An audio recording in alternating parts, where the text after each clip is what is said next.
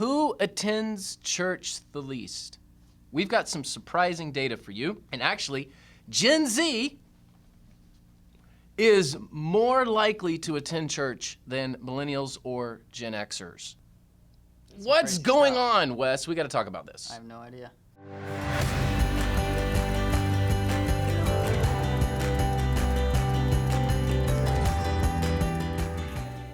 Yeah, I did write this script. So to your defense, this is all new to you, but that's part of the fun of this. Yeah, I enjoy it. I, as an old man, get to put you on your toes. I mean, you're a YouTuber. You do you're a professional. You do this. So, by the way, check out his channel, Cal Westis, CALWESTIS. We talked about that in the previous episode. It's all Star Wars stuff. So if you go there, just fair warning. Like, I've seen a few videos. I don't watch them all, but you know, he's on the show. Wes Hamilton, member of my church. Okay, so. Here's something fascinating, and I absolutely just geeked out over this. So there's a great researcher out there, church researcher. His name's Ryan Burge. Sorry, Ryan. I'm sure it's Burge. Eastern Illinois University does some solid stuff. We'll put a link to the research below us. So if you want to go check out more from him, you should do that. All right. So here's what we found, and we'll show this graph up here for you guys. I know there's a lot going on in this graph, but let me walk you through this. So if you look at this graph, and you look at millennials and Gen Z down at the bottom, and you just look at who attends church, weekly plus, is just more than once a week, or weekly, or monthly. So these are kind of normal patterns of church attendance. If you're attending church monthly, please go more often. It's good for your soul. But let's just assume that these people are, bought into their churches. 7% of Gen Z versus 6% of millennials or Gen X go to church more than once a week. So we're actually trending up slightly. Not much, but slightly. And then 16% of Gen Z goes to church weekly as compared to 15% of millennials or Gen X. And then monthly, you see that Gen Z goes 14% monthly as compared to 13 or 12% of Gen X. So what's going on, Wes? Why is your generation going to church more often than previous generations? I gotta be completely honest. I only have like one idea why. I don't know about millennials. To be honest, they scare me. So I just try to stay away. But when it comes to Gen Xers, I know that this... That's your dad. No, wait. No, I'm a Gen Xer, right? No, you're Gen Z. I'm Gen Z. That's right. Okay. Z comes after X in the alphabet. Oh my gosh, it does. Surprise. I taught him something. Yeah, your dad's a Gen Xer. Okay. A friend of mine, by the way. Hey, George. You're probably watching this because your son's on it. Hey, Daddy. So let's do this. I know I'm putting you on the spot here, and this is research and not your field of study. Why do you attend church here regularly? Because you're here often. I mean, goodness, we're in a church right now while we're filming this. I attend church regularly just because first of all, it's been a family tradition, go to church on Sundays. So even when I was a little kid, didn't even understand what I was, doing here. But you were here. We go to church on Sunday. That's what we do. And then on top of that, I have a lot of really close friends here, a lot of great lifelong connections that will never die because of this specific place. And then on top of that, the one thing that I did have a clue about on why people decide to come to church is because there are so many things, like we talked about in the previous episode, that are changing, that are being replaced. And if there's one thing that isn't being replaced, it's God, so he's around forever. And then on top of that, when it comes to the whole social world, everything is black or white, so polarizing. Everything is just this or that. And I think it's kind of refreshing for people to come to a place where that stuff doesn't really matter, and it's about looking at the one constant thing in all the universe all the time. Really good point. So a church that plays into the polarization of society is less likely to draw your generation. I think so.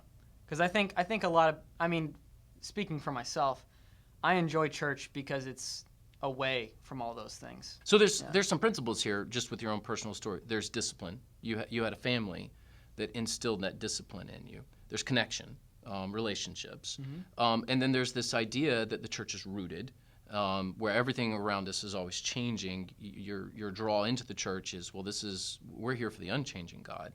And then, our church is, though we would lean conservative, we're not a church that's really playing into the polarization of society.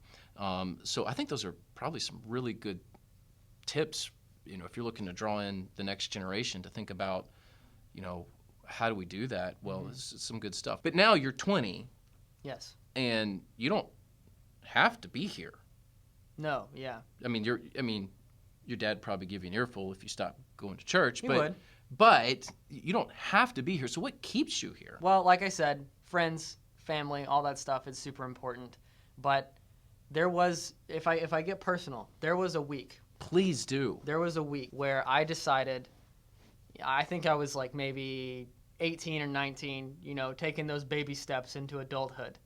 And I'm still not there yet. I'm still discovering a lot of things. But one of the things that I decided, like the little journey I decided to embark on, was, do I need God? Do I need all of this stuff? Or do I just need the things that I've gotten from it, like my friends and my family? And so I took a week where I didn't read my Bible, didn't pray, didn't do anything Christian-like. In fact, it was over summer, so there wasn't any Wednesday night. So it was a straight-up week from Sunday to Sunday where I just didn't do anything. It was a really unrewarding week. The only thing, God taught you something The only thing that I got from it was the fact that I missed everything that I decided to skip out on that week. And there is something to it, even though it is just, come to church every week, do these things, even in your spiritual lows. That stuff helps. Now, understand, your generation is the least religious generation. But of the percentage that goes to church, you guys are going more often. In your circle of friends, what are you hearing from them about church? Those that go to church, those that don't go to church. What can you help us learn about your generation? I'm going to kind of sidestep that question, if that's okay with you. There is something that I think I can use to answer that better. So on TikTok, this pushback for men to be men again, for people to go into natural gender roles and all this stuff. And I feel like all of that fundamental traditional stuff, right or wrong, I think there is a kind of I can't think of the like the words I pendulum wanna say. swinging back the other way. Yeah, I think so. Yes, I think that is happening, and I think people are getting tired. Without getting too political, I think people are tired of there not being any rules. Church is not restricting, but it gives you A framework. Posture. That's a really interesting thought, and it's something that I'm also seeing, not just in Gen Z, but in my generation as well, is this, desire, like you said, of, well, if there aren't any rules, who are we and what are we doing? Really, the core of what you're saying is your generation is figuring out that there are absolutes, that not everything is relative. Not to get overly philosophical, but there is absolute truth. And then if there is absolute truth, the question then becomes, what is it? There is right, there is wrong. It isn't just everything in a free-for-all. Good stuff. So, encouraging news that we're reporting to you from a fellow Gen Zer. Gen Z, statistically, is more likely to attend church than you might think. In fact, more so, slightly more so than previous generations. Thank you, Ryan Berg, for putting this out. Again, go check out his stuff. I'll put the link there. And also, please, check us out at Church Answers. You can go to churchanswers.com/free, and you can see what we have to offer.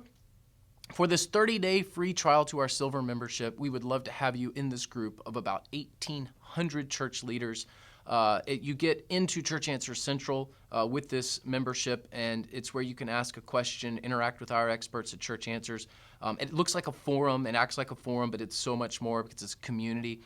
You've got all your peers in there from all over the place in a very private, safe way that you can, put stuff out there. Don't put stuff out there on Facebook. Gen Z's not even on Facebook. Why would you do that? Why would you ask questions about your own church? It's just going to get you in trouble. Social media can be very dangerous. So we have something that is private and safe, and we've got experts in there to help you. So go to churchanswers.com/free, sign up for the free membership. It's zero risk. We would love to have you. So go do that, and we'll see you on the next episode. Wes will be back.